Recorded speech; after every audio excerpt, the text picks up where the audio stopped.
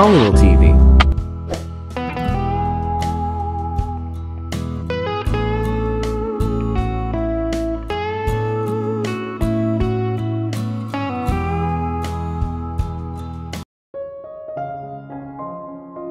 Sa kabilang banda, si Vrix. Humiga siya pabalik sa sofa at nanatili akong nakatitig sa kanya, nalilito. Bakit siya nagkakaganito? Ayaw niyang matulog sa sofa, tama ba? Kung ganoon, bakit bigla na lang siyang nagkakaganito? Kung ano man iyon ay dapat baliwalain ko na lang. Kung ano ang ginawa niya ngayon, pagkatapos noon ay hindi ko siya mapagkakatiwalaan. Humiga ulit ako sa kama habang nakapatong ang mga kamay sa aking mga templo. Hindi ko alam kung bakit pero hindi ako nakakatulog ng mapayapa. Nagpalipat-lipat ako ng side sa kama. Sa huli, bumangon ako sa kama at pinuntahan si Ryan, para tingnan kung ayos lang siya o hindi. Pagbukas ng pinto ng kwarto niya, nakita ko ang baby ko na mahimbing na natutulog at nakayakap sa teddy niya. Napangiti ako sa sarili ko. Pumasok ako sa kwarto at umupo sa tabi niya. Sinusundan ang kamay ko sa buhok niya, sabi ko, "Dad loves you baby. I will protect you with my life. I won't let that happen again. I am not like Brittany.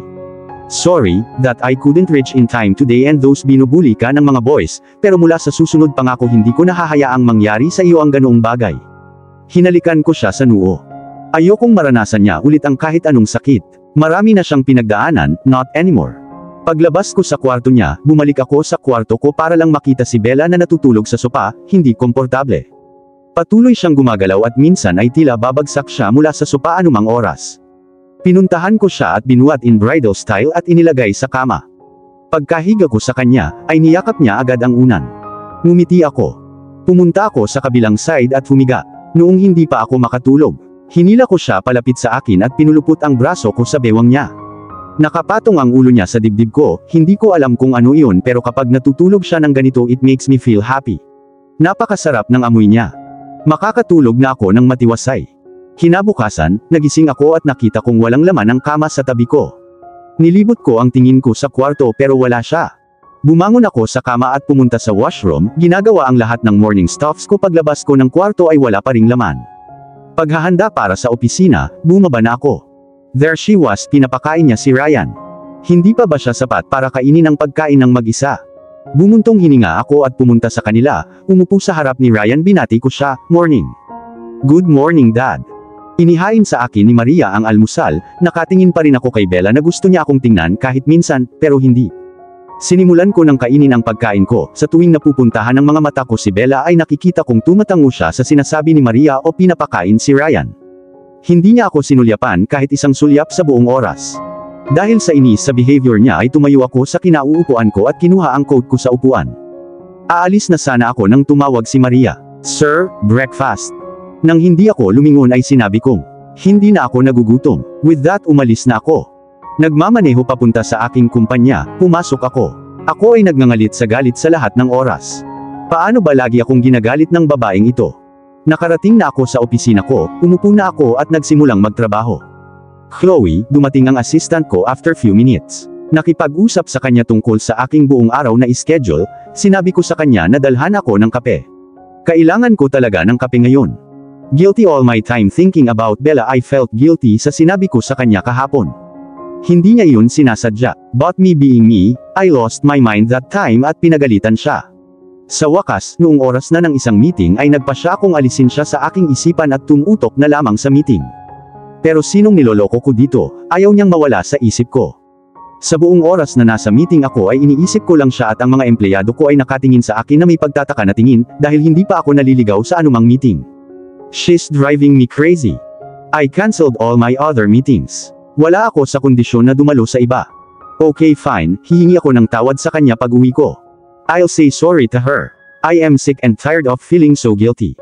If a sorry can solve this, then be it like that. Maya-maya, tumunog ang phone ko. Tiningnan ko ang caller ID at nakita kong si Bella iyon. Sumilay sa labi ko ang nakakalokong ngiti, sinagot ko ang tawag. "Yes," sabi ko sa matigas na boses. "Vrix, this is me Bella." Sa wakas, boses niya. Simula umaga ito ang unang beses na narinig ko ang boses niya. "Oo alam ko," sabi ko sa parehong mabagsik na tono. "Vrix, actually I needed to go out to the store, I have something to buy. Can I go? I promise I will not take Ryan. He will stay at home with Maria." Okay, so why is she asking me? Ha, paano ko makakalimutan, ako mismo ang gumawa ng mga stupid rules na yan. Vrix, naputol ang pag-iisip ko nang tinawag niya ako. Nilinis ko ang aking lalamunan, sinabi ko, yeah. Pwede ba akong umalis? Tanong niya ulit. Isang ideya ang pumasok sa aking isipan. Kung sasabihin kong no, pagkatapos ay susubukan niyang kumbonsihin ako, at gusto kong marinig iyon. Lahat ng reklamo niya sa akin at walang tigil sa pakikipag-usap kapag may gusto siya. No, you can't. You can send Maria, sabi ko. Hindi siya nagsalita ng ilang minuto. I waited patiently for her to start talking and fighting me, with that silly grin on my face. She finally said, okay. With that she hung up. Ano, napatingin ako sa phone ko. Kakahang up ba niya? Napatitig ako sa phone ko na hindi makapaniwala. You got to be kidding me right now. Tumayo ako sa kinauupuan ko. Ako ay higit sa asar sa oras na ito. Inihagis ko lahat ng nasa mesa ko sa frustration. Sinusubukan mo talaga ako, Bella.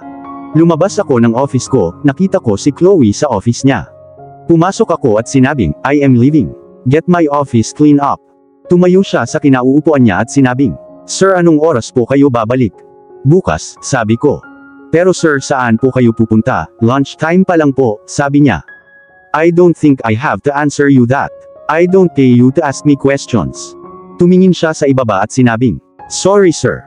Inilibot ko ang aking mga mata at umalis na. Habang nagmamaneho ako pauwi, pumasok ako. Sa paghahanap sa sala, kusina, wala akong nakitang Bella. Kahit hindi si Ryan. Itinago ko ang coat ko sa couch, binuksan ang unang 2 butones ng shirt ko. Nakita ko si Maria sa kusina, pinuntahan ko siya. Maria. Lumingon siya, nagulat siya nung una akong nakita. Sir. Nasaan si Bella? Itinanong ko. Sir, nasa playroom siya kasama si Ryan. Tumango ako at tinungo ang playroom ni Ryan. Pagpasok ko sa playroom niya, nakita ko si Ryan na naglalaro at si Bella, nakaupo sa stool habang nakatitig sa phone niya na may malungkot na tingin. Dad, sabi ni Ryan na may pagtataka sa mukha. Nakikinig kay Ryan, tumingala si Bella mula sa kanyang telepono at agad na tumayo, na may pagkalito sa buong mukha. Ngumiti ako kay Ryan. I need to talk to Bella, she'll come back after few minutes. Ryan looked at Bella with a suspicious look. Bella stood there frozen. Bella, kailangan kitang makausap, sabi ko ulit nang hindi siya gumalaw sa pwesto niya.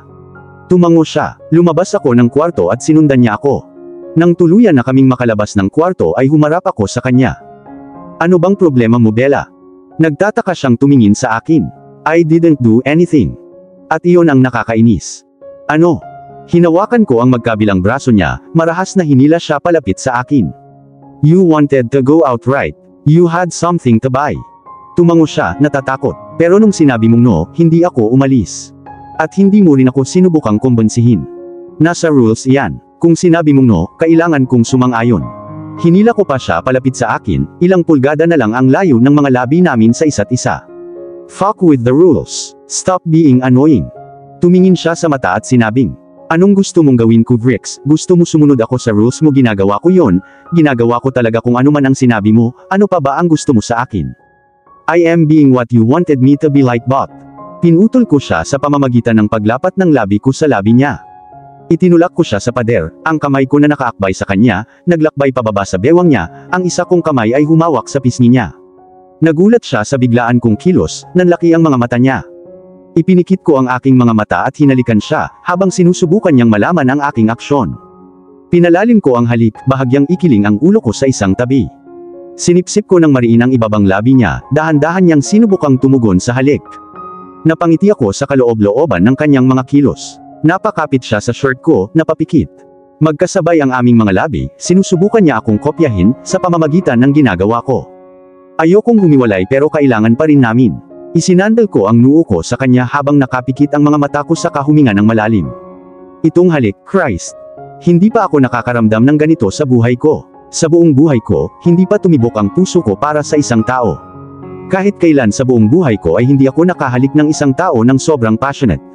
Bakit iba ang pakiramdam ng paghalik sa kanya? Jesus, Bella, anong ginagawa mo sa akin? Iminulat ko ang mga mata ko para makita siya, nakapikit ang mga mata niya. Hinila ko siya, ang ganda niya. Dahan-dahan niyang iminulat ang mga mata niya, tumingin siya sa akin sa kakinagat ang labi niya. Nakatuon lang ang mga mata ko sa kanya na sinusundan ang bawat kilos niya. Pagkatapos ay umiwas siya ng tingin sa akin, ang kanyang mga mata ay gumagala kung saan-saan maliban sa akin. Lumayo ako sa kanya at nakahanap siya ng pagtakas, aalis na sana siya, nang hawakan ko ang kamay niya mula sa likod. Natigilan siya, walang lingon-lingon kong sabi, "I'm sorry, for last night." Binitawan ko ang kamay niya at pumunta sa kwarto ko. Sa kabilang banda, si Bella. Anong nangyari? Nakatayo ako doon na frozen. "Mommy," tawag ni Ryan pero natigilan pa din ako. "Mommy, anong sabi ni Dad?" Napatingin tuloy ako sa direksyon kung saan kakaalis lang ni Vrix. Wala naman siyang sinabi, pero ang dami niyang ginawa. "What? Mommy, anong ginawa niya?" Napatingin ako kay Ryan, tapos kung saan ako nakatingin, hinawakan ko ang labi ko. "Something unexpected." "What are you saying? I can't understand anything." Napatingin ako sa kanya, tapos biglang may sumagi sa isip ko. Nanlaki ang mata ko, sinampal ko ang bibig ko. Ano ang ginagawa ko? Sasabihin ko sana sa kanya na hinalikan lang ako ng daddy dear niya. "Stupid Bella." Tanong ni Ryan. "He did nothing." "Bumalik ka na sa kwarto mo." Pagkasabi ko noon ay tumakbo na ako palabas at pumunta sa kusina. Hinawakan ko ang dibdib ko para maramdaman ang tibok ng puso ko. Panaginip ba ito? O hinalikan niya talaga ako? Nagsorry din siya sa akin. No, he didn't kiss me, right? Shut up, bitch. Ginawa niya. Pero siya mismo ang nagsabi na ako lang ang mother ni Ryan at wala sa kanya. Saka bakit? Nakakalito ang lalaking ito. Alam mo ba kung ano ang eksaktong gusto mo sa iyong buhay? Nung nalaman mong hindi kanya hinalikan, malungkot ka, tapos ngayon kapag hinalikan kanya, malungkot ka pa rin. At tinatawag mo siyang nakakalito. Hindi ako malungkot. O kaya masaya ka. Hindi ko sinabi na masaya ako. Tapos na ako sayo. Bye, Bells. Siguro masaya ako, pero wala siyang sinabi na parang mahal niya ako or something. Patience, Bells, one step at a time. Yeah, okay. Oh Jesus, sobrang init ng pakiramdam ko, sabi ko na pinapaypayan ang sarili ko gamit ang mga kamay ko. "Bella," tumawag si Maria. Lumingon ako sa kanya at nakita ko si Ryan na nakaupo sa stool sa kusina habang nakatingin sa akin, may iniisip. Napaiwas ako ng tingin sa kanya at tinuon ang atensyon sa sinasabi ni Maria. "Yes. Bakit ang pula ng mukha mo?" tanong niya. Natatarantang tanong ko at hinawakan ang mukha ko. "Mary, Mommy is not telling me what did Dad. Can you tell me what did Dad?" sabi ni Ryan na nakatingin pa rin sa akin. Sinamaan din ako ng tingin ni Maria tapos nag-smirk siya. No wonder bakit namula ang mukha niya. Umiwas ako ng tingin sa kanya at tinakpan ko ang mukha ko gamit ang mga kamay ko. "Calm down, Bells. Deep breathe. Breathe in. Breathe out. Relax. Let's have the lunch," sabi ko. Napangisi si Maria at sinabing, "Ryan, go and call Dad." Ngayon ay inaasar niya ako. Umiwas ako ng tingin para pakalmahin ang sarili ko. Tumakbo si Ryan para tawagan si Vrix, natatawang nakatingin sa akin si Maria. Makalipas ang isang linggo. Busy si Vrix nitong buong linggo. May mga importanteng bagay siyang ginagawa sa kanyang kumpanya.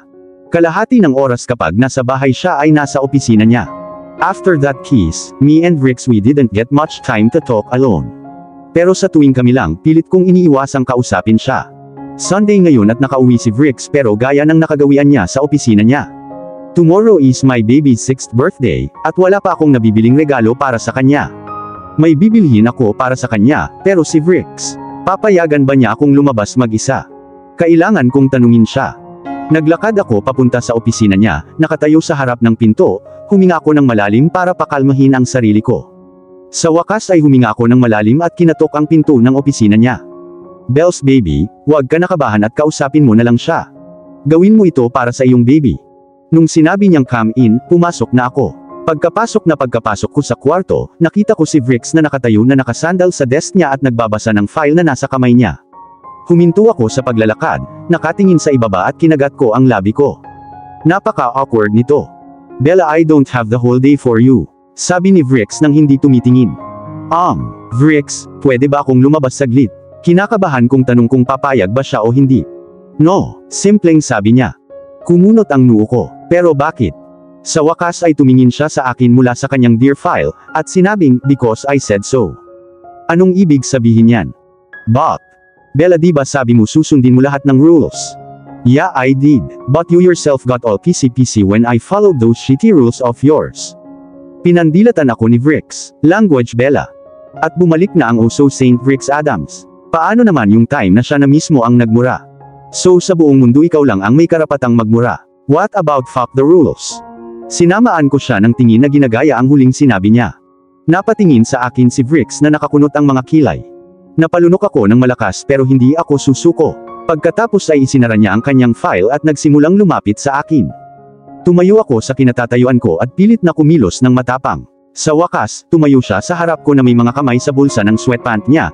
Tinitigan lang niya ang mukha ko for some time, more like trying to read my mind. What's with all the snapping today? I have to buy something. Wait, not just something but so many things. So many things, I said with my eyes wide, remembering how much work I have to do. And what exactly are the so many things? Tanong sakin ni Vrix. Napaisip ako sandali.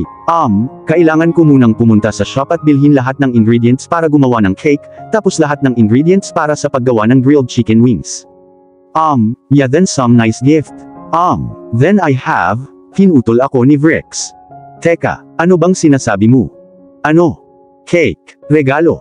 Yeah, nakalimutan ko, kailangan mong mag-order ng cake, medyo malaki, maganda ang disenyo at magiging chocolate choco chip ang lasa. He continued giving me confused looks, then it suddenly struck me, my eyes widened. No way in hell, sumigaw ako. Nakalimutan niya. Tumigil sa kasisigaw. Seryoso ka, Vrix? Ano? Birthday ni Ryan bukas, Vrix. Nanlaki ang mata ni Vrix. Shit. Tinitigan ko siya nang hindi makapaniwala. Huwag mong masyadong ipagsiksikan ang sarili mo sa trabaho para makalimutan mo ang sarili mong anak. With that, umalis na ako sa office niya. Galit na galit ako sa kanya ngayon. Paano niya makakalimutan ang birthday ni Ryan? The one person who means the world to him, nakalimutan niya ang birthday niya. Pagdating sa kwarto ko, nagsimulan na akong maghanda. Hindi ako makikinig sa kanya, kung sinubukan niya akong pigilan. Tapos na ako sa lalaking ito. Nang matapos ako, kinuha ko ang clutch ko at aalis na sana nang pumasok si Vrix sa kwarto. Nang hindi siya tinitigan ay tinahak ko ang daan patungo sa pintuan, pero hinawakan ni Vrix ang kamay ko at pinigilan ako. Nawala lang sa isip ko. Tapos hinila niya ako pabalik. Ay, putol ko sa kanya. Sinisikap mo ba talagang magbigay ng paliwanag para dito? Hindi makapaniwalang tanong ko. No, hindi naman sa ganun. Vrix, pinuprotektahan mo lang siya. This is not the life he deserves. He told me that you both celebrate his birthday by just going out in a expensive restaurant and you give him some gifts, that's it. You think that since you have gave him a mother, you have no responsibilities. Alam kong mahal mo siya, sa totoo lang lahat pwede, pero Vrix, kailangan kanyang makasama sa mga araw na ito. Nakikinig siya sa akin na may boring na mukha. Nang matapos ako, sabi niya, "You done?" Sinaman ko siya ng tingin. Vrix, seryoso ako. Inilibot niya ang kanyang mga mata saka sinabi, "Wait here, maghahanda lang ako." Ano? Naguguluhang tanong ko. Come on Bella, birthday ni Ryan, paano mo makakalimutan? Kinindatan niya ako saka pumunta sa closet. Nakatayo ako doon sa ganap na pagkabigla at hindi makapaniwala. Bella, are you done? Tanong ni Vrix na sumusunod sa akin habang iniipon ko lahat ng ingredients.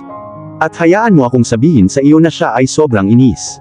At ako, nag-enjoy ako. Vrix, 2 minutes lang. Sabi ko na wala sa listahan ng mga ingredients, at paglalakad. Pero nang maramdaman kong hindi niya ako sinusundan, tumigil ako at tumalikod. Naguguluhang tumingin ako sa kanya. Maaari kong ipadala ang isa sa aking mga tauhan upang kunin ang mga bagay na ito. Bakit kailangan mong pumunta mismo? Birthday kasi ng baby ko. Imagine, isang bilyonaryo na may dalang trolley na puno ng ilang pagkain. Sabi ni Vrix sa sobrang iritadong boses. Napaisip ako saglit saka sinabing, ginawa ito ni Christian Grey para kay Anastasia Steele. Nagsalubong ang mga kilay niya saka sumilay ang ngisi sa mukha niya. Lumapit siya sa akin at sinabing, well, maraming ginawa din si Christian Grey kay Anastasia. Pinoproseso. It took me a minute to understand what he exactly meant by that. Nanlaki ang mga mata ko, I cleared my throat and looked back to my ingredients list, trying to avoid his gaze. Pero ramdam ko ang nagbabagang tingin niya sa akin. Kinagat ko ang labi ko. Bigla kong naramdaman ang mga kamay sa aking bewang mula sa likod, alam ko kung sino yun. Ipinatong ni Vrix ang kamay niya sa bewang ko, ramdam ko ang mainit niyang hininga sa leeg ko. Automatikong pumikit ang mga mata ko, at napahigpit ang hawak sa papel, nakaramdam ako ng goosebumps dahil sa lapit namin. Tapos nilapit niya yung mukha niya at bumulong sa tenga ko. Hindi ako magsasawang subukan ang isang bagay na iyon sa iyo. Nanginginig ang bumalot sa katawan ko sa sinabi niya, sabay halik sa leeg ko saka lumayo. Dahan-dahan kong iminulat ang mga mata ko, sabi niya mula sa likod. Fast Bella, Ryan must be waiting. Nagulat ako ng ilang sandali, pagkatapos ay tumikhim ako at sinimulang itago ang anumang kailangan ko. Ayokong gawin niya ulit yung ganun, hell. Bakit pa ako sumama sa kanya? Lagi akong kinakabahan kapag malapit siya sa akin. Pagkatapos kong mamili ng mga ingredients, tuluyan na kaming umalis sa tindahan. Naghanap ako ng maganda at magandang regalo para kay Ryan. So sa wakas tapos na tayo dito? Tanong ni Vrix with a relief-filled tone. No. Huminto siya at tinignan ako ng may pagtataka.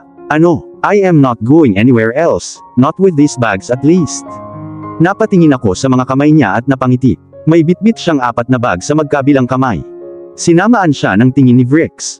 Ha? Anong mga bagay ang kaya kong gawin? Ginagawa ang Vrix Adams na magdala ng mga bag. Tinapik ang likod ko. Pero kailangan kong bumili ng regalo para kay Ryan. Okay, may alam akong shop, nasa right side ng mall. Tumango ako at nagsimulang maglakad papunta sa pupuntahan niya. Pagkatapos ay dinala niya ako sa isang tindahan. Iniscan ko ang shop.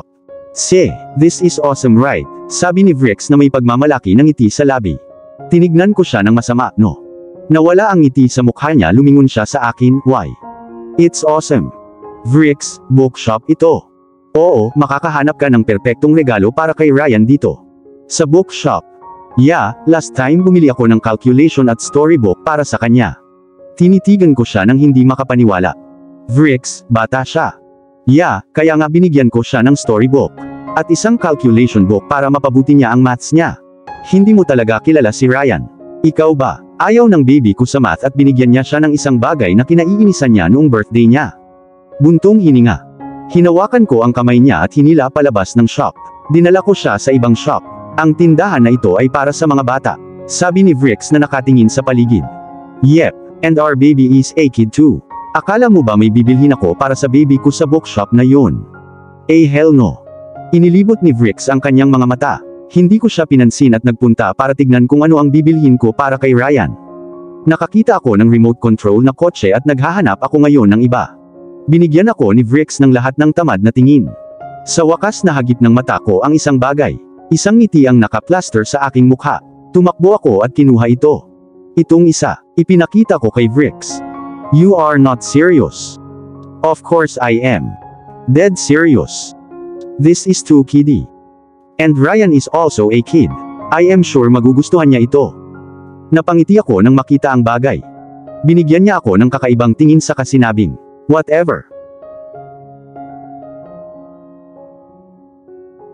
At dito na po, nagtatapos ang part 17 ng ating kwento. Sabay-sabay po nating abangan ang susunod na kabanata. Maraming salamat po. God bless and stay safe.